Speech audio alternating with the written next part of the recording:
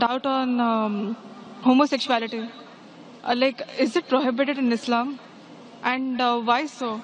Because, like, I had, like, from the past 5 years, I've been with so many homosexuals.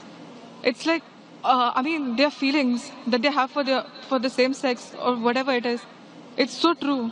I mean, it's like the same kind of pain what we might feel for maybe our husbands or whoever it is. If it's wrong, why is it wrong? Sister asked the question that what does Islam say about homosexuality, and if it's wrong, why it is wrong. Allah says in the Quran in Surah Isra chapter number 17, verse number 32, that come not close to adultery, for adultery is an evil opening other roads to evil. Besides that, Allah says in Surah Araf chapter number 7, that telling to men that do you practice your lust after men in preference to women. That means homosexuality is prohibited in Islam, in the Quran, because Almighty God made the human beings. Allah says in the Quran in Surah Rum chapter number 30 verse number 21 that He has put love between the hearts of husband and wife. Almighty God has made the human beings in such a way that they love the opposite sex. Generally, naturally, no human being loves the same sex. I'm talking about the love which is required in husband and wife, not the platonic love which you have between your brothers and between your sisters. Now, initially, there was a research which said that homosexuality is genetic. So, during question and answer time, somebody asked me, the way you're asking, if homosexuality is genetic, then how is that human being to blame? It came from his parents, so why is he to blame? Like you're saying, if someone loves someone else, so why should he be blamed? I said this is a research. This is a hypothesis. It's not a fact.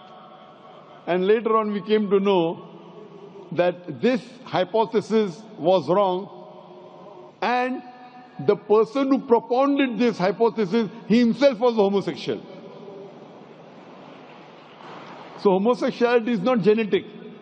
It comes, today science tells us, how do homosexuals evolve? Because what Almighty God has given permission for a human being, what's permitted. You get married, do nikah, you can have sex with your wife. And Islam says that while having sex with your wife is also worshipping Allah. Because you're preventing the haram, you're not going outside the marital bond to satisfy your urges. That's Islam. Today science tells us, today research tells us that those people who have multiple life partners outside the marriage bond, as compared to those who only have with the spouses, they enjoy their sexual life much better than the others. And what happens today, when you get tired with it, you go to the Western countries, you have mistresses. 5, 10, 20, no problem. You start then doing unnatural things. When you start doing unnatural things, you don't follow the law of the Creator and you try and satisfy your urges in the wrong way. The moment you keep on doing the wrong way, then you keep on going beyond what is natural, and that's how the person becomes homosexual. It is not genetic. Because you go beyond the limits what Almighty God has permitted you, you try other things, you try unnatural things, and finally you land up by saying you no longer enjoy having sex with the opposite sex, so you have sex with the same sex. So sister, because they have broken the law of Almighty God and they do unnatural things, that's how psychologically they become a homosexual. So, but naturally, if you break the law of Almighty God, that's totally wrong. And that's how it lands up a person being homosexual. So they are to blame, and Islam prohibits homosexuality. Even Christianity prohibits homosexuality. Most of the religions are against homosexuals. It's now the Western countries are saying, because in democracy, whatever majority says, you win. Majority wins. In Islam, majority doesn't win, the haqq wins. The truth wins. I remember when I'd gone to Canada in 1996, the first time I went to give a lecture, in the front page I saw a man kissing a man. A man kissing a man, and it says that they have married each other. Today in Western countries, if I speak against homosexuality, it's a crime. It's a crime. So what we realize that previously, all the countries, homosexuality was a crime. Then some Western countries like Canada gave legal sanction to it. Today, most of the Western countries, homosexuality is legal. Even India, the country where I come from, they are thinking. They're thinking to make it legal. So what we realize, what is truth. Majority doesn't win. What is wrong is wrong. And in Islam and most of the major religions of the world, homosexuality is a sin. It's a crime. It will not take you to heaven. It will take you to hell. Hope that answers the question, sister.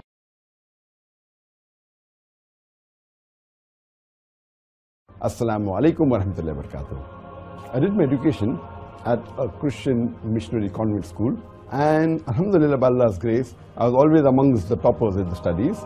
But as far as speaking is concerned, I was a stammerer. I used to stutter in life. If anyone asked me what is your name, I used to say my name is Zakir. The person who changed my life or the direction of life was Sheikh Ahmed Deedat. He was a Muslim scholar of the Christian Bible, and he was a specialist in comparative religion. He changed me from a doctor of a body to a doctor of a soul.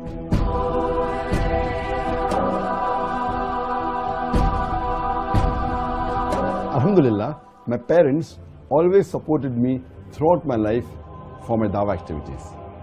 And my mother wanted me to become like Dr. Chris Barnard, who was the person who did the first heart transplant in a human being. Later on, when I asked her that, do you want me to become like Chris Barnard or Sheikh Ahmed Deedat? She said, I can sacrifice 1,000 Chris Barnards for one Sheikh Ahmed Deedat. My main mission of life is to unite the Muslims.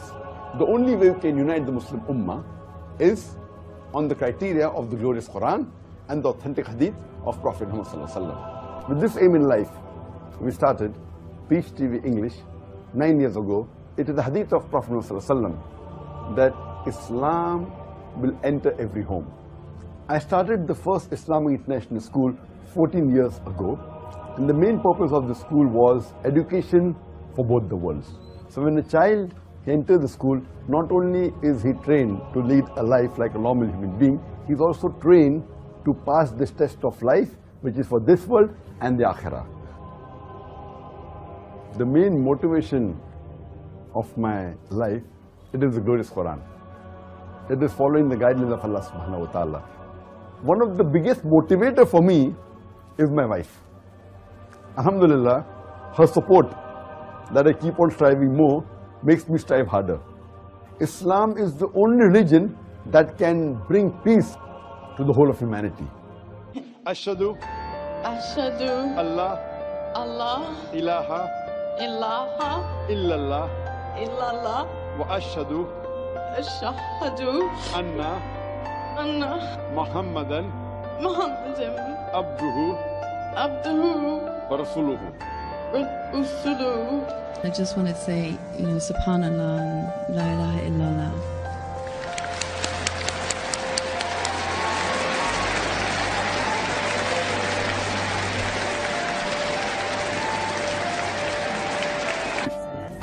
So would you like to become a Muslim? Yes. Ashhadu Allah ilaha illallah wa ashhadu anna Muhammadan abduhu wa rasuluhu. MashaAllah, we are Muslim.